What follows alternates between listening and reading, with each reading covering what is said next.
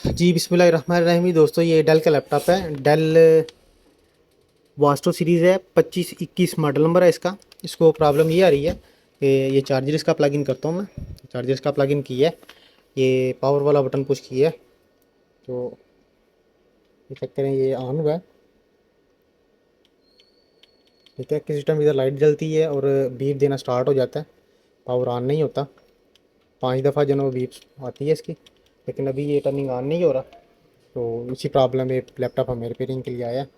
चलें चेक करते हैं इसको क्या प्रॉब्लम है। उसके लिए इसको ओपन करते हैं, ओपन करके तो फिर इंशाल्लाह चेक करते हैं, इसको वेरीफाई करते हैं।